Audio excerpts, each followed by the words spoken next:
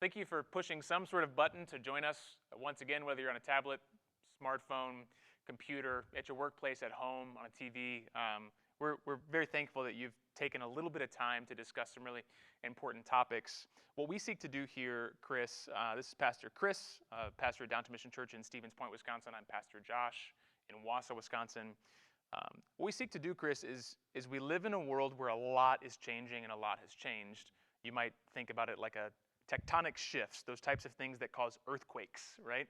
And I think a lot of us are reacting to earthquake-type shifts in a culture.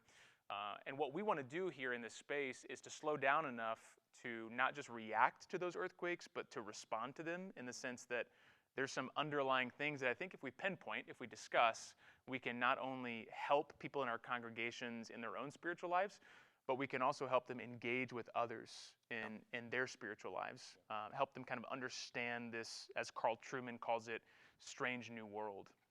We've talked about the self. We've talked about expressing the self. We've talked about how academic ideas bleed down into popular ideas.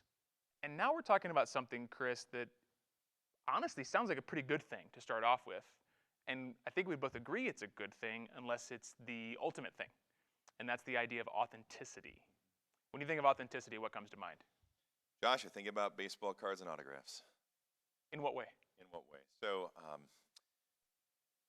when you... Did you collect growing up? I did. Okay. I did until probably around age 10 or 11, and I should have held on to everything. I didn't hold on to everything, so that's... You wouldn't have to be here working if you had well, held on to yeah. everything. Let's just say I traded a lot of Michael Jordan cards away for cards that Penny Hardaway, and that's really, there was a bad deal there. But if you're looking to have your cards graded, if you're looking to have an autograph that somebody says, hey, this is Babe Ruth's autograph, this is on baseball. You want to make sure it's the real deal. You send it into an organization who will look at it and say, this is authentic, this is genuine. And so for us, we care, like you said, about authenticity. We want things to be real. We don't like styrofoam, cardboard cutouts, but at the same time, when it applies to ourselves and how we perceive ourselves, how we communicate ourselves, we can kind of overbalance in our culture this idea of authenticity to the point where we believe that to be genuine, we have to be so absolutely unique and so absolutely self-expressive that that's the only way that we can really be a real boy, real girl. Yeah. So you hit on something that I think is totally true. We want things to be real. You might even use the word solid. Like we want things to be solid, real, trustworthy. I think some small example, we just bought a little wagon for our child. He's 1 year old. We were going through the airport. We were going to the beach. We wanted some sort of mechanism that could act as a stroller and a transport device. And I remember putting it together and thinking, this is awesome. All of the pieces feel solid. It's real, it's good, it's trustworthy. Because a lot of times you can buy stuff these days and maybe there are certain parts that feel great, but certain parts are like, that's going to break in a month. And so it's a little bit tangential to the idea of authenticity, but it speaks to the fact that we can kind of get put at peace when we say, okay, that's real. I can trust it. Sure. And this bleeds into our view of human nature because I want to know that you're being real. You want to know that I'm being real. Chris, how has that played out in the political sphere in the past handful of years, this idea of authenticity? That's a great question, Josh. I think there are two figures that come to mind that have become very popular, and I think their popularity tends to revolve around the fact that people look at them as authentic individuals. So on the political right, you have President Trump. On the political left, you have Bernie Sanders. And both of these individuals represent what I think... How many times are people putting those two guys in the same category? Correct. Yeah. But in the realm of They'd be authenticity... fun at parties together, that'd be sure. But yeah, in the realm of authenticity, people look at them and they might contrast what they see as, even though someone might share with their voting patterns in the Senate or House, they might share with them the same types of policy positions. They look at them and say, I don't think I really trust them, but I can look at President Trump, I can look at Bernie Sanders, and I can see, I know that they're real because they're just laying it out there. Everything inside, exactly. They're not lying to you, and whether you love them or hate them, you can look at them and say, well, at least they're being honest, right? Well, and they appeal to two very demographics in the culture, very different demographics. I think if there were more 20 to 30-year-olds in the country, Bernie Sanders would have had a better Sure. shot because his type of authenticity appealed to folks my age. Yep. Trump's authenticity, and now once again, we're not saying anything about the character of each individual, but just the nature that, like you said, you got what you saw with these two guys. And that appealed to large crowds of people who felt like they didn't want to be lied to anymore. Yep. And so, but what's interesting is that authenticity, it covers a multitude of sins, to use a biblical phrase, right? Because both men had incredible flaws that were overlooked because they were being real. I remember the phrase that I would hear sometimes, people saying, well, Trump just tells it like it is. And as a Christian, I would respond, can you show me the verse? Can you show me the verse where that's a good thing? Right. But that illustrates the fact that people were willing to take not just warts, but like leprosy sometimes from Donald Trump because he spoke his mind. Same with Bernie Sanders. They were willing to take some pretty wild ideas from this guy because he spoke his mind. Carl Truman brings up another politician from ages past. Feels like it was a different century. Feels like a different millennia. Richard Nixon. And he brings up this idea of authenticity and the Watergate tapes and how the country was just in shock and awe that the phrase expletive deleted was on the Watergate tapes. Because the idea that in private, the president of the country said a curse word. It was astounding. And now you see, in the name of authenticity, wow, at least he's telling. I hope he swears, right? Yeah. I mean, that's what most people say. I hope he swears, because if he doesn't, well, he's clearly not genuine. Yeah, he's probably swearing in private, and if he's hiding it in public, that means he's faking it. How do we shift from Nixon to Trump, from Nixon to Sanders, in this idea that we as a country are shock and awe at the cursing in private to desiring the cursing in public? Yeah. It's tough to really pinpoint, I think, like how that happened politically. I think that there's a generational gap, and I think it probably starts with, I would say, the Gen X generation. So the people born a little bit before I was grew up. So you are publicly admitting that you're a millennial? I am. That is correct. It's taken a long time for him to admit It's that. taken a while. He's like me. Yes. And according to Wikipedia, I am a millennial. So are you. That's where we're at. But when it comes to the shift, I think I look at people in the Gen X generation, and I remember being a kid, and when Nirvana came on the scene, there was this change in the musical environment that went from kind of being production oriented. We want to kind of sound polished and professional, and all of a sudden Nirvana and Pearl Jam came out. And I like Nirvana. I'm a fan of Nirvana. I like some Pearl Jam stuff. But there's something that happened, I think, in the music world. Just like in the 50s and 60s, there was this shift away from big band music into, what we call pretty tame rock and roll. Yeah, exactly. Or Elvis Presley, individual performers. And then when you look at what happened with Nirvana and Pearl Jam, I think you see this shift in culture, because for the musicians in those groups, they were firmly in the Gen X crowd. And I think Gen X crowd was jaded. That's probably the best word that I could describe the Gen X crowd, and that's reflected in the music, where there's just this sense of angst, but not angst over like, oh, I want a girlfriend. It's angst over life. It's people saying like, I don't like whatever, and I think that's a reaction to growing up with parents who were born in the 40s and 50s who wanted to kind of idealize everything. Yeah. And so you have Leave It to Beaver, you have Father Knows Best, and they grew up realizing, hold on a second, this isn't actually my experience. My experience was not actually this. And so there's angst and there's a sense of rebellion, but there's a lot of the constraints had fallen off at that point. And we've talked about that before. The sexual revolution had really kind of been largely underway during the 1960s. And so you're like, well, what are you going to rebel against?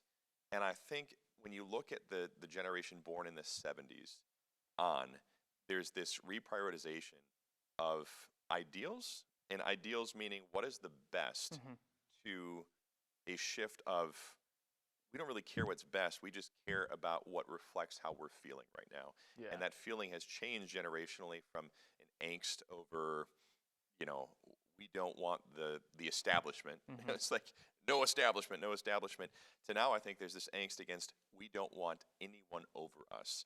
And there's a difference between that, but there's a similarity in as much as there's just this throwing off of the idea that we need to conform. And I think that's probably where we're at with the shift from Nixon to Trump, Nixon to Sanders. Is Nixon was a guy put up as he could be perfect, but you found out he wasn't.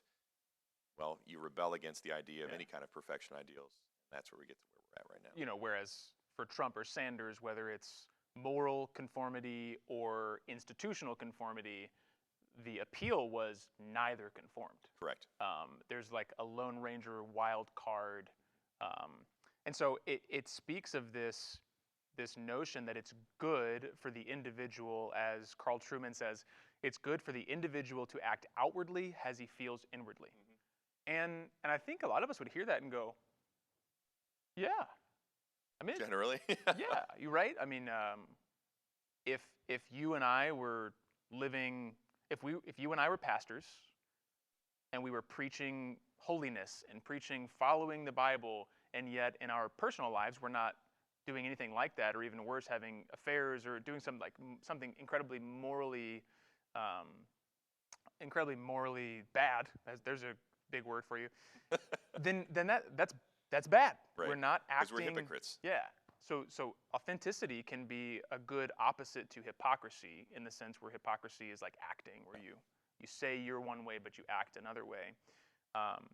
What we want to do, though, is uncover where this idea comes from, because when authenticity is idolized, it becomes a real problem.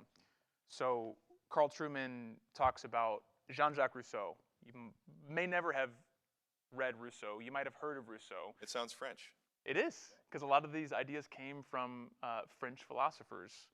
What we want to show you is that the thing that you and I take for granted, this idea that the best thing to do is to act like you feel, is actually coming from a philosopher that had some real distinct issues in his philosophy. So Rousseau writes this in his autobiography. He says, "I am resolved on an undertaking that has no model and has no imitator.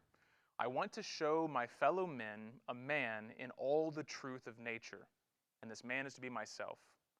The particular object of my confessions is to make known my inner self exactly as it was in every circumstance of my life." Then he continues, "All I need to do, as I have done up until now, is to look inside myself." So Rousseau is saying, I'm writing an autobiography because I just want to show you what I'm like in every circumstance. Okay? So take that at face value. Okay, Rousseau is saying the best thing for him to do is to look inward and to be authentic outwardly by telling us exactly how he thinks and how he feels. He goes on to say elsewhere how sweet it would be to live among us if the outward countenance usually means face, right? So the outward face, think about the idea of putting on a face in public, right? So the outward face was always the image of the heart's dispositions. So if the outward was always the same image as the inward. And so here's Rousseau's idea. The best thing for humanity to do is for the outward look to always be the same as the inward look. Chris, what is good about that? And then we'll discuss what's bad about that. Yeah, so I think what's good about it is that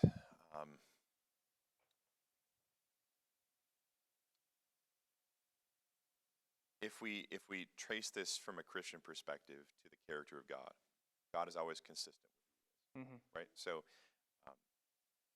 we value, when we look at God, we value a God who is trustworthy, who's consistent. And so as image bearers of God, we would want to reflect that same kind of consistency. And I think hypocrisy is not only a cardinal sin in our culture, but it's something Jesus regularly calls out. And the religious leaders of the first century, as Jesus is dealing with people who claimed to have an authentic relationship with God, he said things like, "Woe to you, because you clean the outside of the cup, but the inside of the cup is left unclean." Yeah. And so he calls that out, and I think there's a legitimacy that resonates in the human heart, because we recognize, okay, well, consistency is good, and genuineness is good, and truthfulness is good, but then a big problem enters when we realize what's actually there, and that's where Rousseau and those who kind of followed in the Enlightenment footsteps philosophically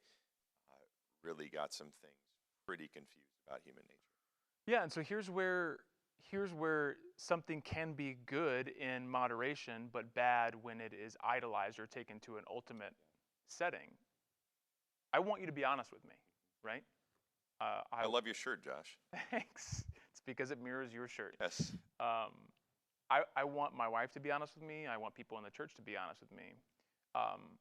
But if someone were to ridicule me and just really rip into me and then respond by saying, well, I was just being honest, then there would be some real problems with that. And we would agree that that's an improper way to behave. But if they were to say, well, the ultimate thing I'm supposed to do in life is to be honest, so any thought I have about you, I need to say, we would say, please keep most of those to yourself.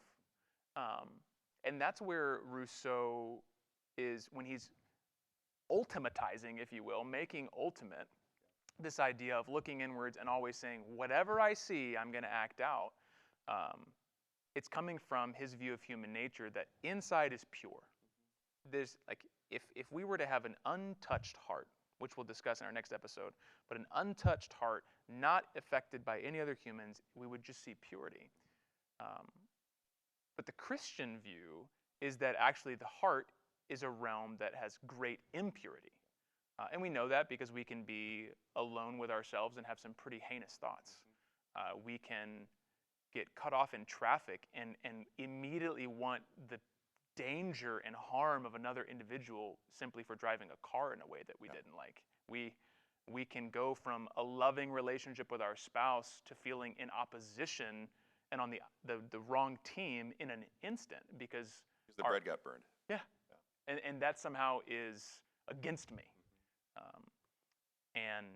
And we can flip these switches because the heart actually has great impurity in it, to the extent that if we were to always act outwardly how we feel inwardly, a lot of the times we would be acting impurely. We would be saying hateful things, saying hurtful things, doing hurtful things.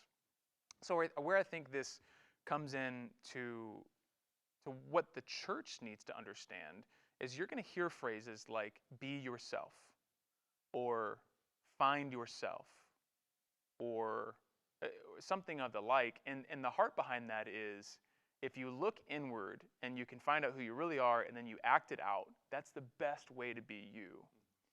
But it completely looks over the fact that there are many, many things in our hearts that if we act it out, they harm other people and they harm ourselves. I was talking to two of the guys that are helping us record these podcasts, and they have a few siblings, so there's four kids in the house, and I just said, look, if you were to go to dinner and you were to grab 4 helpings of food because you're acting authentically, that's what you want, and you got so many helpings of food that your siblings got none, and your parents were mad at you, and you said, I'm just acting authentically. That would actually be a great moral failure because you acted selfishly. And that's where I think this idea of authenticity, it has to be underneath some sort of moral norms, or else it can be used to justify all manner of bad behavior in the name of just being myself, man. I won't use the actual words in this phrase, but a phrase you might hear culturally is I'm a bee and I know it. Right? It's almost like this championing of, well, I'm just a jerk and I know it. You should accept it. Well, if you know it, then don't be. Right. But that comes from this idea of I'm just being myself, even if it harms another person. Any other thoughts on the problems of the authenticity metric before we move on this morning? Yeah, we'll talk about this in the future here, to be sure, but I think it's worth understanding. I believe that Truman references Rene Descartes and Cartesian philosophy.